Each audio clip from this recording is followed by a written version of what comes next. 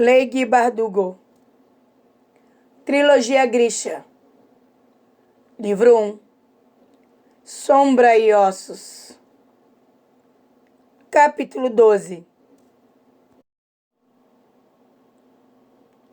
A manhã seguinte não foi tão ruim quanto eu esperava. Zoya já estava no salão de teto abobadado quando entrei. Ela se sentou no final da mesa dos conjuradores e tomou seu café da manhã em silêncio. Não olhou para cima quando Marie e Nadia me cumprimentaram. E eu também fiz o meu melhor para ignorá-la. Aproveitei cada passo da minha caminhada até o lago. O sol estava brilhando. O ar batia frio nas minhas bochechas. E eu não estava olhando para os confins sem janela e abafados da cabana de Bagra. Mas, quando galguei os degraus até a sua porta, ouvi vozes falando alto. Hesitei. E então bati suavemente. As vozes se aquietaram, de repente. E um momento depois, empurrei a porta e espiei o lado de dentro. O Darling se encontrava de pé, perto do forno a lenha de Bagra, com uma expressão furiosa. Desculpe, falei, e comecei a recuar pela porta. Mas Bagra simplesmente disparou. Para dentro, menina. Não deixe o calor sair. Quando entrei e fechei a porta, o Darling fez uma mesura sutil. Como você está, Alina? Estou bem, respondi. Ela está bem, Bagra piou. Ela está bem? Ela não consegue iluminar um corredor, mas está bem. Eu estremeci e desejei desaparecer em minhas botas. Para minha surpresa, o Darling disse: deixa em paz. Os olhos de Bagra se estreitaram. Você gostaria disso, não gostaria? O Darling suspirou e passou as mãos pelo cabelo escuro, exasperado. Quando olhou para mim, havia um sorriso pesaroso em seus lábios, e seu cabelo seguia em todas as direções. Bagra tem seu próprio jeito de fazer as coisas, disse ele. Não me subestime, garoto. A voz dela estalou, como um chicote, e inesperadamente viu Darling se levantar ainda mais reto e a olhar zangado, como se estivesse se contendo. Não me censure, velha, disse ele, com uma voz baixa e perigosa. Uma energia raivosa percorreu a sala. No que eu tinha me enfiado. Estava pensando em sumir pela porta e deixá-los terminar qualquer que fosse a discussão que eu havia interrompido, quando a voz de Bagra soou de novo. O garoto está pensando em dar um amplificador para você, disse ela. O que acha disso, menina? Foi tão estranho ouvir o Darling ser chamado de garoto, que levei um momento para entender o que ela queria dizer. Mas quando consegui, fui tomada de esperança e alívio. Um amplificador? Porque eu não tinha pensado nisso antes. Porque eles não tinham pensado nisso antes. Bagra e o Darling conseguiam me ajudar a evocar o meu poder por serem amplificadores vivos. Então, por que não ter o meu próprio amplificador? Como as garras de urso de Ivan ou o dente de foca que eu tinha visto no pescoço de Marie. Acho uma ideia brilhante, exclamei mais alto do que pretendia. Bagra fez um som de desgosto. O Darling lançou um olhar afiado, mas se voltou para mim em seguida. Alina, você já ouviu falar do rebanho de Morozova? Claro que já ouviu. Ela também já ouviu falar sobre os unicórnios e os dragões de Churran, disse Bagra ironicamente. Um olhar de fúria passou pelo rosto do Darling. mas ele pareceu se controlar. Posso trocar umas palavras com você, Alina? Ele pediu educadamente. É claro, gaguejei. Bagra bufou novamente, mas o Darling a ignorou. Pegou-me pelo cotovelo e me levou para fora da cabana, fechando a porta atrás de nós com firmeza. Quando tinha andado uma curta distância pelo caminho, ele soltou um grande suspiro e passou as mãos pelo cabelo novamente. Aquela mulher, ele murmurou. Foi difícil não rir. O quê? Disse ele cauteloso. Eu nunca vi você tão despenteado. Bagra tem esse efeito nas pessoas. Ela foi sua professora também? Uma sombra cruzou seu rosto. Sim, disse ele. Então, o que você sabe sobre o rebanho de Morozova? Eu mordi o lábio. Bem, você sabe. Ele suspirou. Apenas histórias infantis? Eu dei de ombros, me desculpando. Tudo bem, disse ele. E o que você se lembra dessas histórias? Eu pensei, relembrando a voz de Ana Cuia nos dormitórios tarde da noite. Eles eram servos brancos, criaturas mágicas que apareciam somente no crepúsculo. Não são mais mágicos do que nós, mas são antigos e muito poderosos. Eles são reais? Perguntei, incrédula. Não mencionei o fato de não estar me sentindo muito mágica ou poderosa ultimamente. Acho que sim. Mas Bagra discorda. Ela geralmente acha as minhas ideias ridículas. Do que mais você se lembra? Bem, eu disse com uma risada. Nas histórias de Ana Cuia, eles podiam falar. E se um caçador os capturasse e poupasse a sua vida, eles concediam desejos. Ele riu. Foi a primeira vez que eu ouvi a risada dele. Um som grave e agradável que percorreu o ar. Bem, essa parte definitivamente não é verdadeira. Mas o resto é? Reis e Darlings vêm procurando pelo rebanho de Morozova há séculos. Meus caçadores dizem ter visto sinais dele, embora nunca tenham visto as criaturas propriamente ditas. E você, acredita neles? Seu olhar, cor de ardósia, foi frio e firme. Meus homens não mentem para mim. Senti um arrepio deslizar por minha espinha. Sabendo que o Darling podia fazer, eu tampouco teria interesse em mentir para ele. Certo, falei desconfortável. Se for possível capturar um cervo de Morozova, seus chifres poderão ser transformados em um amplificador. Ele esticou a mão e tocou a minha clavícula. Mesmo aquele breve contato foi o suficiente para me enviar um choque de certeza. Um colar?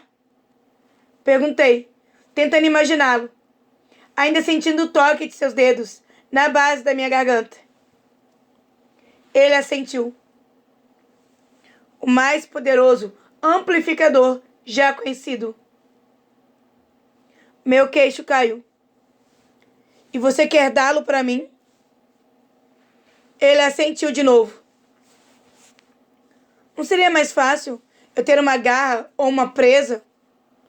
Ou eu não sei, praticamente qualquer outra coisa? Ele balançou a cabeça. Se temos qualquer esperança que destruir a dobra, precisamos do poder do cervo. Mas talvez, se eu tivesse um para praticar. Você sabe que não funciona dessa maneira. Eu sei, Ele franziu o senho. Você não tem lido a sua teoria. Eu olhei e resmunguei. Existe muita teoria. Ele me surpreendeu com um sorriso. Esqueço que você é nova nisso. Bem, eu não, murmurei. É tão ruim assim?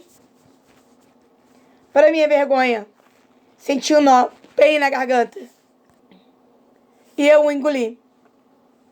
Bagra deve ter contado que não conseguiu evocar nenhum simples raio de sol sozinha. Isso acontecerá, Alina. Não estou preocupado. Não está? Não.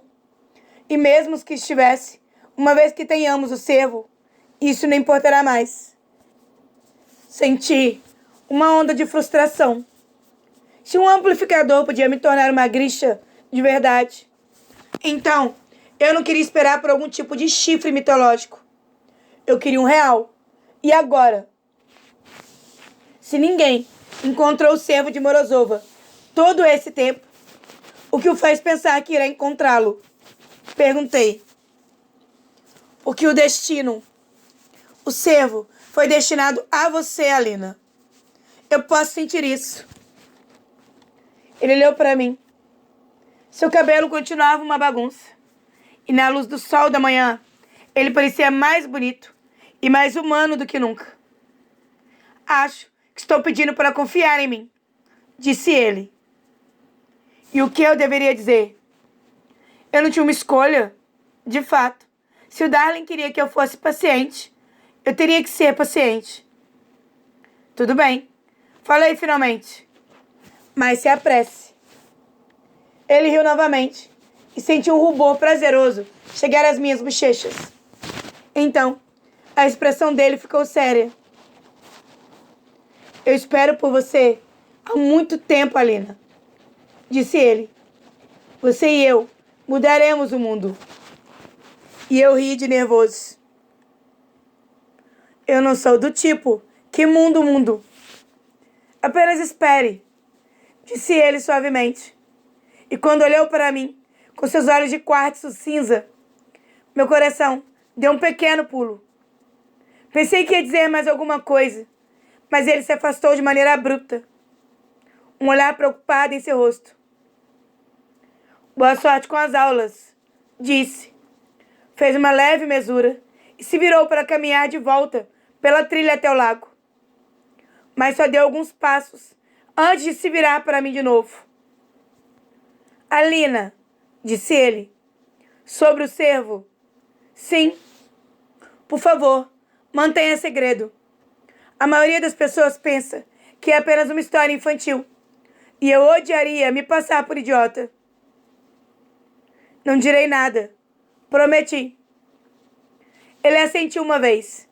E sem falar mais nada, se virou e foi embora. Eu olhei para ele. Sentia-me um pouco tonta, sem saber por quê. Quando olhei para cima, Bagra estava na entrada de sua cabana, me observando. Sem qualquer razão, eu corei. Hã! Ela bufou e também me deu as costas. Após a minha conversa com o Darling, visitei a biblioteca na primeira oportunidade. Não havia qualquer menção ao cervo em nenhum dos meus livros de teoria, mas achei uma referência à Ilha Morozova, um dos primeiros e mais poderosos Grishas. Também havia muito material sobre amplificadores. Os livros eram bastante claros sobre o fato de que um Grisha só poderia ter um amplificador em seu período de vida, e que uma vez que o amplificador pertencesse a um Grisha, ele não poderia ser usado por mais ninguém. O Grisha reivindica o amplificador, mas o amplificador também reivindica o Grisha. Uma vez feito, não pode haver outro. Os similares se atraem e o laço é formado. A razão para isso não ficou totalmente clara para mim, mas parecia ter algo a ver com uma verificação do poder Grisha. O cavalo tem velocidade, o urso, força. O pássaro tem asas Nenhuma criatura tem todos esses dons ao mesmo tempo. E assim, o mundo é mantido em equilíbrio. Amplificadores são parte desse equilíbrio, não um meio de subvertê-lo. E cabe a cada Grisha se lembrar disso ou sofrer as consequências. Outro filósofo escrevera: porque um Grisha só pode possuir um amplificador? Eu responderei com esta pergunta: o que é infinito? O universo e a ambição do homem. Sentada sob a cúpula de vidro da biblioteca, pensei no herege negro. O Darling tinha dito que a dobra das sombras era o resultado da ambição de seu ancestral. Era isso que os filósofos queriam dizer, com consequências. Pela primeira vez, ocorreu-me que a dobra era o único lugar onde o Darling era impotente, onde seus poderes não significavam nada. Os descendentes do herege negro tinham sofrido por sua ambição. Ainda assim, eu não podia deixar de pensar que Ravika é que tinha pagado com seu sangue. O outono se tornou inverno, e os ventos frios desfolharam os galhos dos jardins do palácio. Nossa mesa ainda estava cheia de frutas frescas e flores vindas das estufas grixas, onde eles criavam seu próprio clima. Mas mesmo ameixas suculentas e uvas roxas fizeram pouco para aumentar meu apetite. De alguma maneira, pensei que a minha conversa com Darling poderia mudar algo em mim. Queria acreditar nas coisas que ele tinha dito.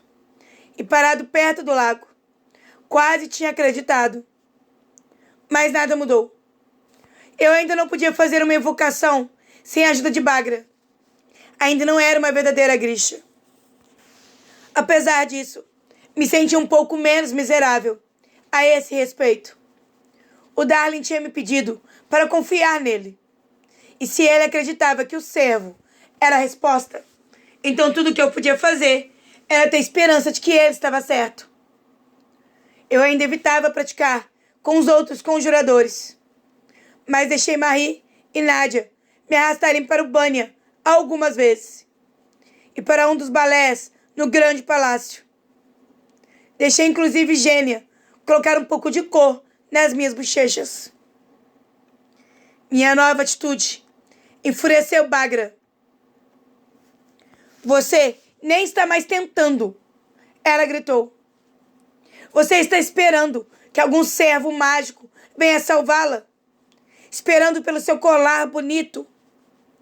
Você também devia esperar que um unicórnio colocasse a cabeça no seu colo. Sua coisa estúpida. Quando ela começou a reclamar comigo, eu apenas dei de ombros. Ela estava certa. Eu estava cansada de tentar e falhar. Eu não era como os outros Grishas, e era hora de aceitar isso. Além do mais, alguma parte rebelde dentro de mim gostava de deixá-la agitada. Eu não sabia que punição Zoya tinha recebido, mas ela continuou a me ignorar. Tinha sido barrada na sala de treinamento, e ouvi dizer: voltaria para Kribriski após os festejos de inverno. Ocasionalmente, eu a flagrar olhando para mim, ou rindo por trás da mão com seu pequeno grupo de amigas conjuradoras. Mas tentei não me abalar com isso. Ainda assim, não conseguia me livrar da sensação de falha. Quando veio o primeiro floco de neve, acordei para encontrar o novo Kefta esperando por mim na minha porta. Era feito de lã pesada, azul da cor da meia-noite, e tinha um capuz forrado de pele dourada e espessa. Eu o vesti, mas era difícil não me sentir uma fraude. Depois de beliscar meu café da manhã, fiz a caminhada familiar para a cabana de Bagra. Os caminhos de cascalho limpos da neve pelos infernais brilhavam sob o sol fraco do inverno. Eu já tinha percorrido quase todo o caminho até o lago, quando uma serviçal me alcançou. Ela me entregou um pedaço de papel dobrado e fez uma reverência antes de correr de volta pelo caminho. Reconheci A letra de Gênia. A unidade de M. Oritsev ficou estacionada no posto avançado de Shevna, no norte de Siberia, por 6 semanas. Ele é o líder. Como saúdam? Você pode escrever aos cuidados do regimento dele. Os embaixadores de Kerr estão enchendo a rainha de presentes. Ostras e mariscos das rosas empacotados em gelo seco, repulsivo, e doces de amêndoas. Trarei alguns de noite. G. Mali estava em Tissibeia. Ele estava a salvo, vivo, longe do combate, provavelmente caçando nos jogos de inverno. Eu deveria me sentir agradecida. Deveria estar feliz. Você pode escrever aos cuidados do regimento dele. Eu vinha escrevendo para o regimento dele havia meses. Pensei na última carta que tinha enviado. Querido M, tenho escrito para você. Não ouço falar de você. Então assumo que se casou e que está vivendo confortavelmente na dobra das sombras, onde você não tem nem luz, nem papel para me escrever. Ou, possivelmente, sua nova noiva comeu suas 2 mãos. Eu tinha preenchido a carta com descrições de Butkin, do cão fungador da rainha e do curioso fascínio dos grixas pelos hábitos dos camponeses. Tinha contado a ele sobre a bela Gênia e sobre os pavilhões perto do lago, além da maravilhosa cúpula de vidro da biblioteca. Contei a ele sobre a misteriosa Bagra e sobre as orquídeas na estufa, e também sobre os pássaros pintados acima da minha cama. Mas não tinha contado a ele sobre o servo de Morozova, sobre o fato de ser um desastre como Grisha, o que ainda sentia a falta dele todo dia. Ao terminar, havia hesitado e depois rabiscado às pressas um postscriptum. Não sei se você recebeu minhas outras cartas. Este lugar é bom e do que posso descrever. Mas eu trocaria tudo isso por uma tarde com você, pulando pedras na lagoa de Trifka. Por favor, me escreva. Mas ele tinha recebido as minhas cartas? O que tinha feito com todas elas? Ele ao menos tinha se importado em abri-las. Será que tinha suspirado, constrangido, quando chegaram a 5ª, a 6ª e a 7ª carta? Eu me encolhi. Por favor, escreva, Mali. Por favor. Não me esqueça, Mali.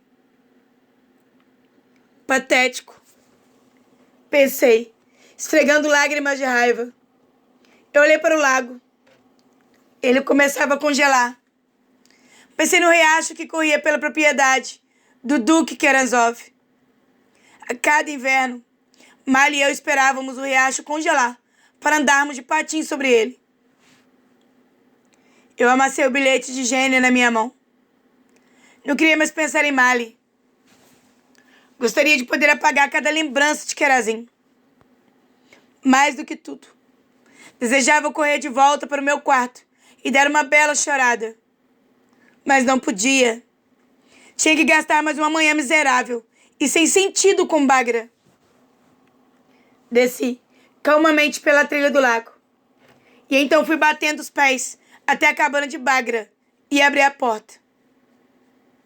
Como de costume, ela estava sentada perto da lareira, aquecendo seu corpo ossudo com o calor das chamas. Me joguei na cadeira em frente a ela e aguardei. Bagra deixou escapar uma risada curta.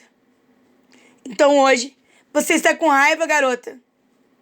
O que está deixando você assim? Cansou de esperar pelo seu servo mágico, branco? Eu cruzei os braços e não disse nada. Falei algo, garota. Em qualquer outro dia, eu teria mentido, dito que estava bem, apenas cansada. Mas acho que havia alcançado o meu ponto de exaustão. Por que disparei? Estou de saco cheio disso tudo, disse raivosa. Não aguento mais comer arroz com arenque no café da manhã. Não aguento mais vestir esse kefta estúpido. Não aguento mais ser espancada pelo Butkin. E não aguento mais você. Pensei que ela ficaria furiosa. Mas em vez disso, ela apenas me observou, com a cabeça pendendo para um lado e seus olhos negros brilhando na luz do fogo. Ela parecia um pardal maldoso. Não. Ela disse devagar. Não, não é isso. Tem mais alguma coisa. O que é? A pobre garotinha está com saudade de casa? Eu bufei. Saudade de quê?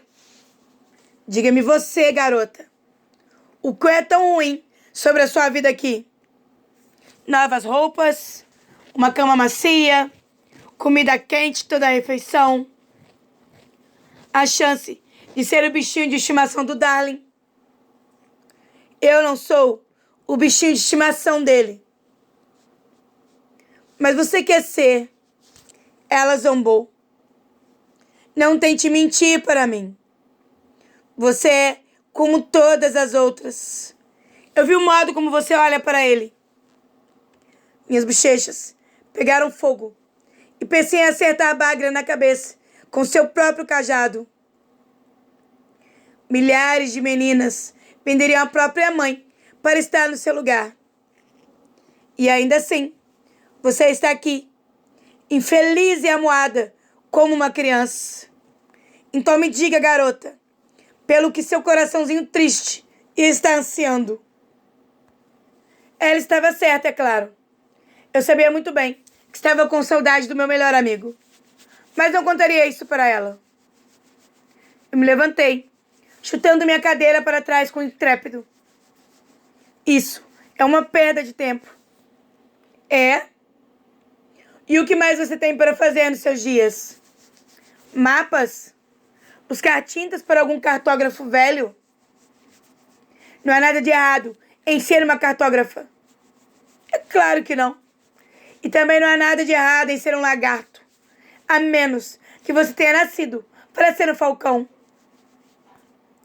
Eu já aguentei o suficiente. Resmunguei e me virei de costas para ela. Estava prestes a chorar e me recusava a fazer isso na frente daquela velha rancorosa. Aonde você vai? Ela me chamou com sua voz irônica. O que espera por você lá fora? Nada. Eu gritei para ela. Ninguém. Assim que eu disse isso, a verdade das palavras me acertou tão forte que fiquei sem ar. Agarrei a maçaneta, sentindo-me tonta de repente. Naquele momento, a lembrança dos examinadores Grishas voltou veloz para mim. Estou na sala de estar, em Kerazin. O fogo está aceso na lareira.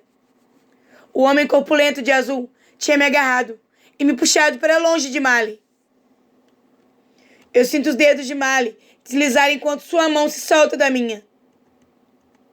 O jovem de roxo pega Mali e o arrasta para a biblioteca, batendo na porta atrás dele. Eu chuto e me debato. Posso ouvir Mali gritando meu nome. O outro homem me segura. A mulher de vermelho desliza a mão dela em torno do meu pulso. Eu sinto um fluxo repentino de certeza pura me inundar. Paro de lutar. Um chamado me invade. Algo em mim se ergue para responder. Eu não posso respirar. É como se eu estivesse chutando no fundo de um lago, quase chegando à superfície. Meus pulmões doendo em busca de ar. A mulher de vermelho me observa de perto, seus olhos estreitos. Eu ouço a voz de Mali pela porta da biblioteca. Alina! Alina! Então percebo. Sei que somos diferentes um do outro. Terrivelmente, irrevogavelmente diferentes. Alina! Alina! Eu faço a minha escolha. Agarro firme a coisa dentro de mim e a empurro de volta para baixo. Mali! Eu grito e começo a me debater outra vez. A mulher de vermelho tenta manter meu pulso preso, mas eu me remexo e reclamo até ela me soltar. Eu me inclinei sobre a ponta da cabana de Bagra, tremendo. A mulher de vermelho era uma amplificadora. Por isso, o chamado do Darling tinha soado familiar. Mas eu tinha dado um jeito de resistir a ela. Finalmente eu entendia. Antes de Mali, Kerazin tinha sido um lugar de horrores. Longas noites chorando no escuro. Crianças mais velhas me ignorando. Quartos frios e vazios. Mas então Mali chegou. E tudo aquilo mudou. Os corredores escuros se tornaram lugares para se esconder e brincar. Os bosques solitários se tornaram lugares a ser explorados. Kerazin se tornou o nosso palácio, nosso reino. E eu não estava mais com medo. Mas os examinadores Grisha teriam me levado de Kerazin. Eles teriam me afastado de Mali, a única coisa boa em meu mundo. Então, fiz a minha escolha. Eu pressionei meu poder para baixo e o segurei lá dia após dia, com toda a minha energia e força de vontade, sem nem mesmo perceber. Tinha usado cada parte de mim para manter esse segredo. Eu me lembrei de ficar de pé na janela com Mali, vendo os Grishas partirem seu trenó, e de quanto eu me sentia cansada. Na manhã seguinte, acordei e encontrei círculos escuros abaixo dos meus olhos. Eles permaneceram lá desde então. E agora? Eu me perguntei, pressionando minha testa contra a madeira fria da porta, o corpo inteiro tremendo. Agora Mali tinha me deixado para trás.